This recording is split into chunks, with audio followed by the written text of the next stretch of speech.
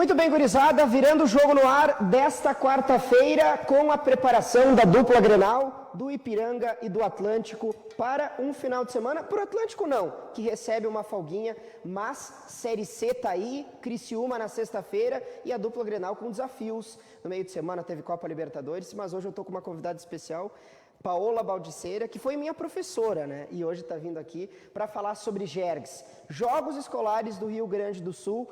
Olha, tem sido um período complicadíssimo, mas eu, otimista, quero crer que estamos atravessando esse momento.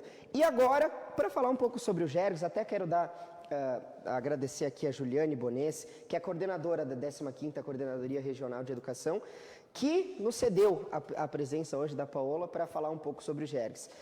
É um prazer estar te recebendo aqui e nos reencontrar, né, depois de algum tempinho.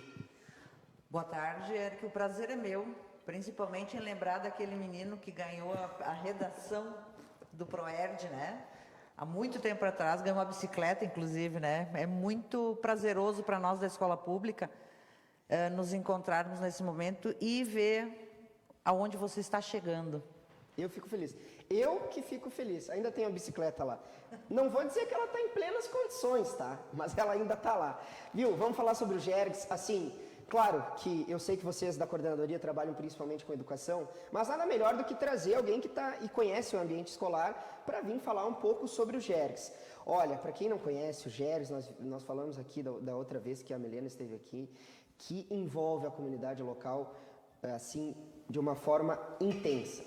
Os alunos se envolvem, eu tenho um carinho muito especial por essas competições, mas que nesse ano vai estar um pouco diferente. Eu queria saber de ti, para explicar um pouco para as pessoas, como é que foi o JERGS ter que se reinventar em um ano de pandemia, quer dizer, com a volta agora do público, né, das crianças, dos alunos na escola, e o JERGS vai acontecer. Eu acho que isso é o que tem que ser dito e louvável, né, essa intenção do governo do estado em promover o JERGS. Eu acho que é mais ou menos por aí. O JERGS, esses jogos escolares são culturais, né? Tu bem sabes, tu participaste. Então, como tudo, né? Na pandemia a gente teve que se reinventar.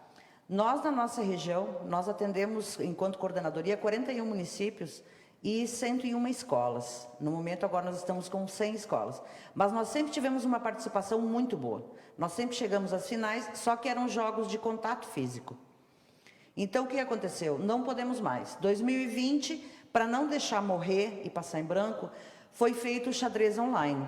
Nossas escolas também tiveram um bom desempenho, mas em 2021, estamos retornando? Estamos retornando para a escola. Porém, o distanciamento ainda persiste, né? Os cuidados, máscara, álcool gel, o distanciamento que tem que existir. Então, não podemos ainda ter o contato físico. Então, vamos fazer outra coisa. O que foi definido? Nós vamos continuar com o xadrez online, que vai ser etapa regional e etapa estadual. Nós teremos a orientação virtual, que será online também. O que é orientação virtual? São alunos, estudantes que vão responder a questionamentos sobre esporte, sobre prática de esporte, sobre regras de determinados esportes, utilizando a plataforma do Google, com formulários, com o Google Earth, com o Google Maps, são várias modalidades dentro da orientação. E nós teremos esse ano também um concurso de dança dentro do JERGS, individual, onde o estudante vai fazer um vídeo, tudo isso dentro do regramento do JERGS, né? Ele fará um vídeo no estilo de dança que ele quiser, tá? Para quê? Para que a gente atinja todas as diversidades que nós temos nas escolas.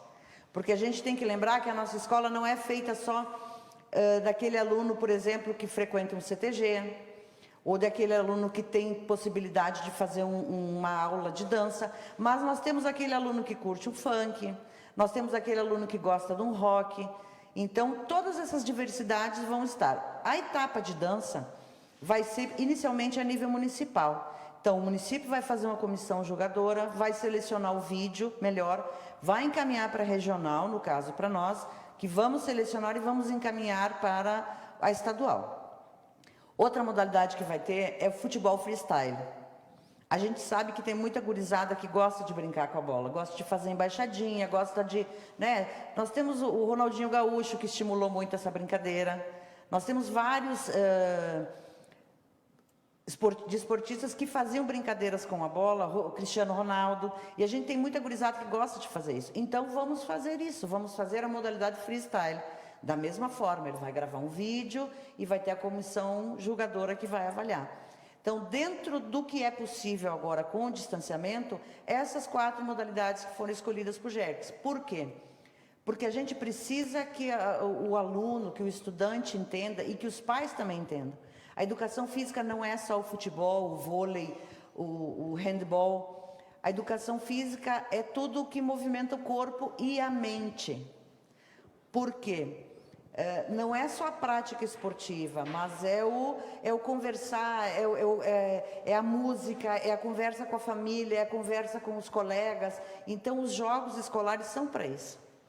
É bom que a prof já deu, acho que as modalidades que estarão participando, e eu acho que no meio disso tudo é preciso ter essa compreensão.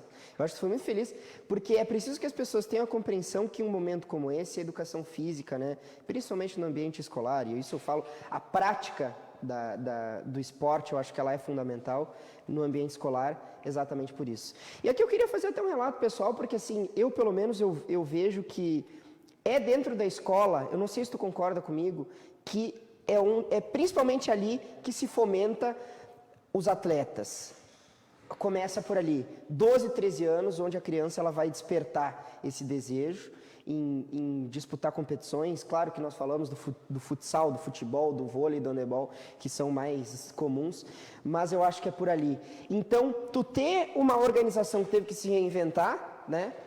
E que vai acontecer, é isso que tem que ser valorizado. É mais ou menos por aí, Paola, e o GERGS, então, em 2021, vai acontecer. Para 2022, quero crer, quero acreditar que nós já teremos a volta de outras modalidades, mas é o que dá para dizer para o pessoal em relação à participação. A escola seleciona quem quer participar ou é de forma voluntária, o aluno que quiser participar está liberado? É de forma voluntária. O aluno, a escola fará a divulgação e o aluno diz, não, eu quero participar. Daí a escola orienta através do regimento, né, como é que vai ser, o que pode fazer. Mas, como tu disseste, é na escola que se fomenta e a gente precisa muito lembrar e perceber que, de acordo com a Organização Mundial da Saúde, muitos dos nossos alunos e adolescentes estão entrando na obesidade em função de 2020 ficarem só dentro de casa. Então, nós temos professores de educação física, se tu me permites, que estão trabalhando mesmo de forma online com os seus alunos para que eles façam alguma atividade física em casa.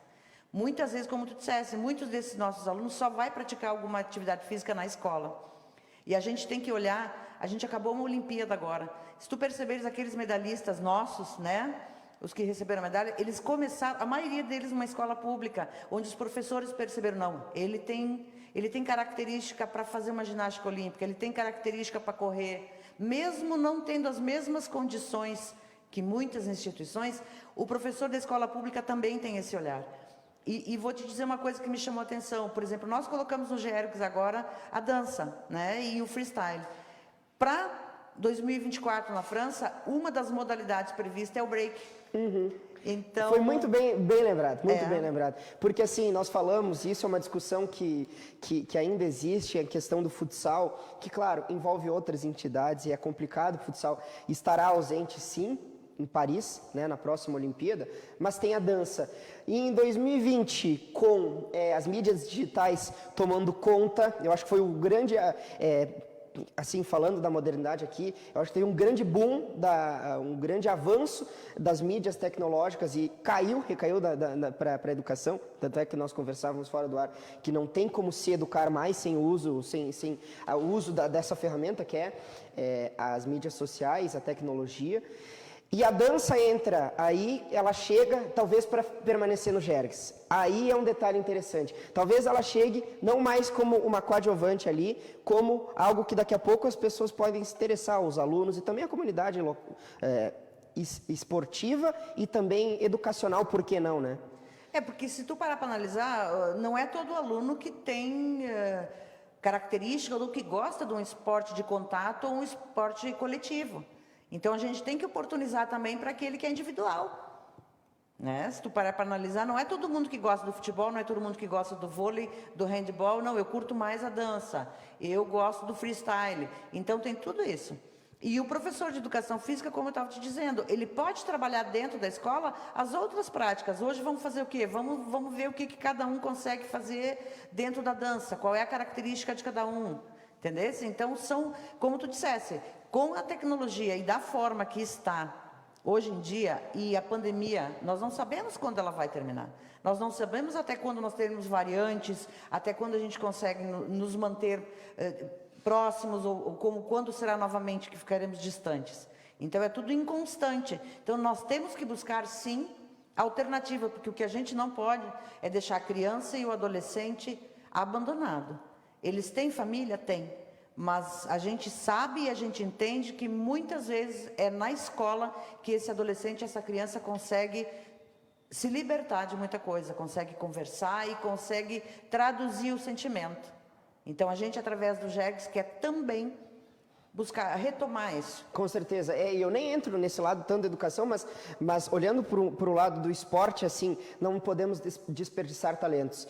Eu conversava com alguns amigos aí na semana passada, principalmente na semana passada, sobre essa intenção em valorizar algumas crianças que muitas vezes não têm essas condições em conseguir progredir. Dentro do esporte eu estou falando, né? Dentro do futsal, dentro do handebol. E tem algumas pessoas que têm esse poder em ajudar e que dão uma bolsa em uma escolinha. E alguns olham com maus olhos, mas tem que entender que algumas crianças vivem em realidades diferentes e nós temos que valorizar grandes talentos, e aqui na região nós temos sim atletas e potenciais atletas aqui.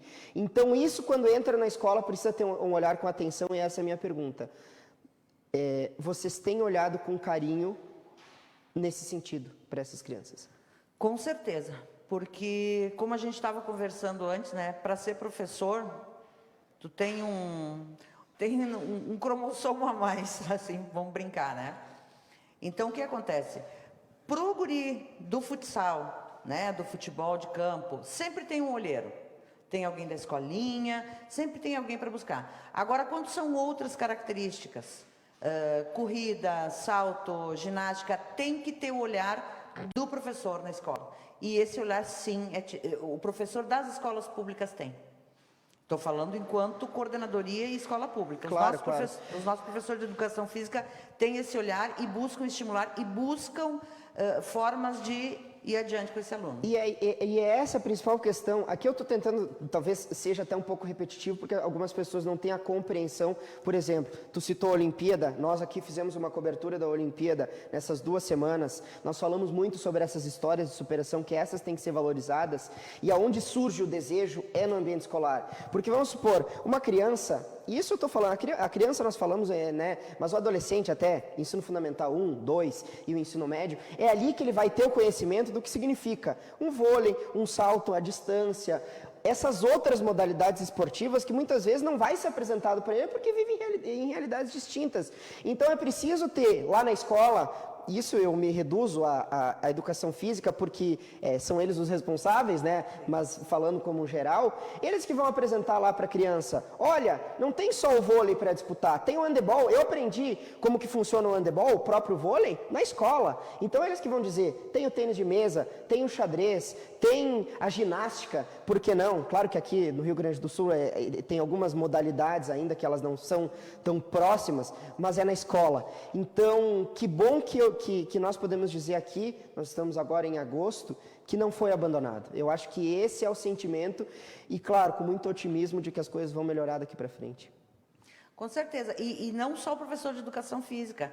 Vamos puxar no passado, se tu te lembrares, se tu aprendesse xadrez na Escola Santo Agostinho, na aula de matemática, né? É isso aí. Então, não só o professor de educação física, mas a gente já vem tendo, esse trabalho é feito na escola pública, nas particulares também, mas como eu estou representando as públicas, vem sendo feito não só pelo professor de educação física, mas pela maioria dos professores.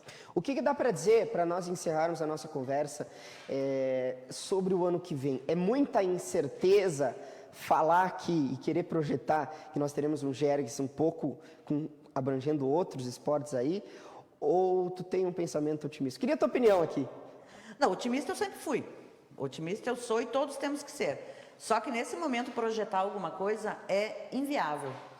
Nós não sabemos a questão, como eu disse, a questão das variantes, nós não sabemos, mas o que eu posso te garantir é que como em 2021 o GERGS se reinventou e buscou essas modalidades, mediante o que a gente vai observar agora, esse ano, né, com a prática dessas modalidades, nós vamos buscar e nos melhorar para 2022, incluirmos mais modalidades. A gente pode, quem sabe, a questão do skate, olha o skate nas Olimpíadas. Então, são sugestões que a gente vai fazendo e vai criando e buscando alternativas para 2022.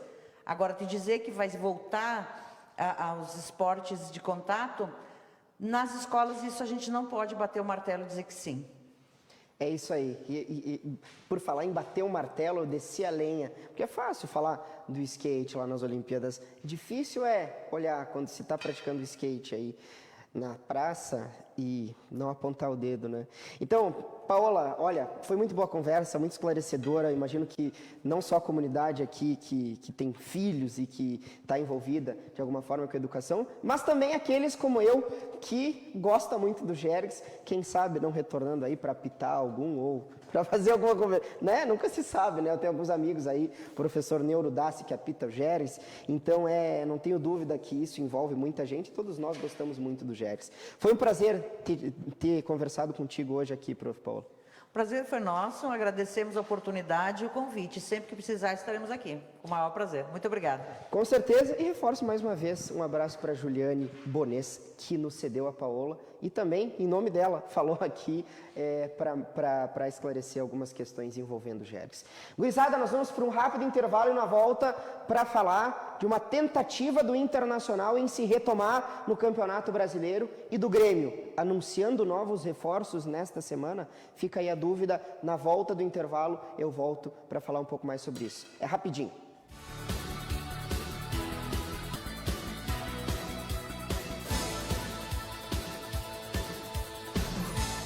Conheça as academias do SESC, diversas modalidades para todos os públicos e para treinar onde você quiser ainda temos academia online. Acesse sesc-rs.com.br/academias. SESC, a força do sistema Fecomércio ao seu lado.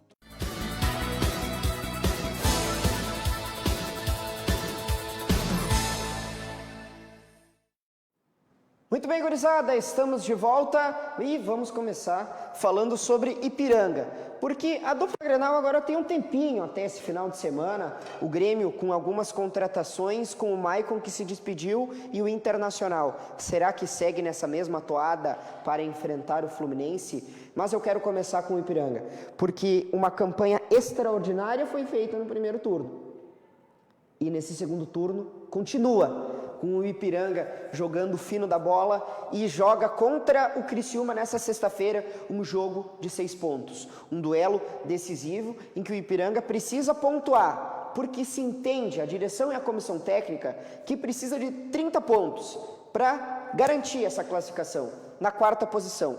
Nós, torcedores, queremos brigar pela liderança, quem sabe numa segunda colocação para ficar um pouco melhor essa condição lá no quadrangular final, já olhando os próximos adversários. Mas o entendimento, inclusive do técnico Júnior Rocha, é que o Ipiranga precisa de 30 pontos. Faltam 7, o Ipiranga tem 23 pontos, liderança absoluta do seu grupo e da classificação geral. Daqui a pouco, com uma vitória para cima do Criciúma nessa sexta-feira, aqui em Erechim, no Estádio Colosso da Lagoa, o Ipiranga possa se isolar na liderança. Eu conversei hoje com o técnico Júnior Rocha e ele falou algumas palavras sobre o último confronto contra o Mirassol e também uma projeção sobre essa partida. Vamos ouvi-lo. A preparação para enfrentar o Criciúma é a mesma, né? Foco total sempre no próximo jogo. Foco total sempre no adversário que nós temos em seguida, né? Nós enfrentamos aí o Mirassol, ganhamos em casa, então foco total no Criciúma, principalmente em busca da pontuação mínima para nos levar à classificação. Nós achamos que pelos confrontos diretos, pelos confrontos que terão, 30 pontos provavelmente deve classificar a 4ª equipe, né? É a 3ª, a 2ª e a 1ª colocada, decide-se nesses confrontos aí. E agora confronto direto com o Criciúma, com 20 pontos o Criciúma, nós com 23. Chamado jogo de 6 pontos aí. Importante demais. Foco, o nível de concentração tá ótimo durante a semana, comprometimento também, né? Nunca baixou e não vai ser agora que vai baixar. E nós temos apenas um desfalque, que é o Quirino. Pelo terceiro cartão amarelo, tá fora desse jogo.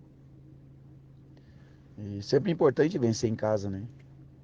Sempre importante somar pontos em casa. Muitas vezes é o que define no final essa classificação. A gente não pode deixar de somar pontos nessa reta final aí. E a nossa postura permanece a mesma, né? Um time ofensivo, com DNA ofensivo, tentar ser o menos vulnerável possível. Sabe que sempre jogando em casa, a equipe adversária, principalmente agora que nós estamos na liderança, os cuidados têm que ser redobrados. Eles vêm com uma equipe organizada, competitiva, gostam de jogar na transição, então nós temos que ter cuidado na hora de propor o jogo para de forma alguma ficar vulnerável. Aí estamos bem focados, bem concentrados, comprometidos. Vamos fazer um grande jogo na sexta-feira às 20 horas. Aí. Tá aí então as palavras do técnico Júnior Rocha, dando a notícia de que o goleiro David deve retornar, é provável. E o Quirino, autor do último gol do time do Ipiranga, no jogo contra o Mirassol, um gol decisivo, uma partida extremamente equilibrada, um gol que foi definitivo por Ipiranga somar mais 3 pontos, infelizmente vai estar ausente, ele não vai jogar. Aí fica a dúvida, será que o técnico Júnior Rocha conta com o Cristiano? E na minha opinião, não é jogador para ser titular do time do Ipiranga? Ou ele muda o esquema tático? Eu acho difícil. O Júnior Rocha tem trabalhado em todas essas rodadas, inclusive no estadual, com poucas alterações do ponto de vista tático, dos 11 em campo, posicionamento. Então eu imagino que o Ipiranga vá com um time bem semelhante ao que foi contra o time do Mirassol para esse confronto contra o Criciúma. Jogo que vale 6 pontos. Se o Ipiranga conseguir vencer esse Criciúma, porque se entende que o Criciúma, desses 5 adversários que brigam por 4 vagas, fica muito mais próximo para encaminhar essa classificação. Vamos falar também sobre o Atlântico, porque olha, eu estive hoje lá no ginásio do Ser Atlântico e conversei com o técnico Thiago Halpe. Na segunda-feira o Atlântico conseguiu perder para a CBF. Muito lógico, placar que condiz com o que foi o jogo, 6-4, com vários gols, com um jogo muito bom para quem gosta de futsal, para quem acompanhou, foi um jogaço. E o Atlântico, no primeiro tempo, acabou cedendo muitas faltas, chegou na 5ª falta e na última parada técnica, antes do intervalo, o técnico Thiago Halpe disse para o grupo de jogadores, vamos tentar dar uma amenizada, uma segurada, para não marcar, não chegar a esse nível da 6ª falta, porque o time da CBF é mortal nesse quesito e foi o que aconteceu com 2 gols do Fernando, marcando no tiro livre, nesse tiro de 10 metros, conseguiu abrir 4-1 no marcador e depois colocou o Atlântico no segundo tempo a ter que reverter. Não conseguiu, mas conseguiu quase encostar com a presença do goleiro Linha. Vamos ouvir o que disse o próprio técnico do Atlântico, o Thiago Halpe, falando desse jogo contra a CBF e agora o foco total no Campeonato Estadual. Com certeza, a tua avaliação é correta. Estamos preparados para qualquer adversário. Claro que a avaliação ela é ruim em termos de resultado, né? Não tanto em desempenho, mas a gente cometeu alguns erros que sabíamos que eram os pontos fortes deles, principalmente a qualidade de finalização de tiro de 10 metros que o Fernando tem. Ele tem um aproveitamento altíssimo e a gente não poderia estourar o número de faltas e acabou estourando, né? E aí não vem ao caso aqui se estava certo ou errado, a arbitragem, enfim, foi dado e aí acabou, a grosso modo, né, numa análise bem crua, sendo a diferença do jogo, 6-4, os 2 tiros livres deles, então acabou escapando da gente em virtude disso. É isso, chegou até em certo momento a partida está com 4-1 e depois me chamou a atenção a presença do goleiro Linha, depois claro quando o Atlântico já estava perdendo. O que dá para falar um pouco? Nós conversamos muito lá no programa Virando o Jogo com esse 5º jogador jogando para ajudar na peça ofensiva. O que dá para dizer? E também o Alan que vem fazendo essa função e o Atlântico por pouco não igualou o marcador. Eu acredito que a gente fez um excelente goleiro Linha, né? E o goleiro Linha ele é muito emocional e claro que tático, né, e técnico, mas eu digo emocional no sentido de que se tu faz um gol, o teu emocional cresce, né, se fortalece, o adversário sente o baque, tanto que eles tomaram um segundo gol de goleiro Linha, já pediram tempo e em contrapartida também acontece, quando a defesa rouba uma bola e faz um gol, o ataque dá aquela esmorecida, né, então acho que a gente trabalhou muito bem a bola poderíamos, né, ter tido talvez mais gols em virtude do volume de ataque com o goleiro linha, mas o goleiro linha realmente funcionou bem, porque foram 2 gols a favor e nenhum contra, né? Coisa que hoje em dia o goleiro linha mais toma do que faz. E agora foco total no Gauchão, com uma pausa, né, da Liga, volta só em outubro, jogo contra a Soeva, mas agora o foco total é a próxima partida do Gauchão. Exatamente, né? A gente já tem jogo na sexta-feira, então não dá tempo, né, de lamentar e nem de comemorar quando ganha. Já se preparar e focar para o próximo desafio, que é grande, é o Lagoa, que é o líder hoje, né, do nosso grupo, e a gente precisa vencer eles novamente para assumir de novo a primeira colocação e se distanciar um pouco mais em termos de aproveitamento deles. Agora é retorno então, porque o último jogo era o Lagoa, agora já volta para o retorno do grupo. Sim, em relação ao Lagoa sim, mas ainda faltam, né, jogos que a gente não jogou nem o turno. Então contra o Lagoa a gente já vai fazer o jogo do retorno, mas ainda faltam concluir alguns jogos do turno. Entendi. Muito obrigado, professor, e boa sorte agora. Obrigado, boa sorte para todos nós. Falou o Thiago Halpe. Respeitem o goleiro linha do Thiago Halpe. Dessa vez foi o Alan, porque o Serginho acabou não estando relacionado para a partida. Tem o Lucas também que trabalha com o goleiro linha. Respeitem o goleiro linha do Thiago Halpe. E o Atlântico volta a jogar no sábado, então, contra o Lagoa Futsal, um jogo que com certeza vai medir forças. O Lagoa que vem até Erechim no sábado para jogar contra o Atlântico. E tem informação quente do lado do Internacional, porque foi anunciado nesta quarta-feira o novo vice-presidente de futebol que estará comandando a pasta do departamento de futebol. Vamos ver o anúncio oficial do Clube Gaúcho. Fico, presidente Alessandro, extremamente honrado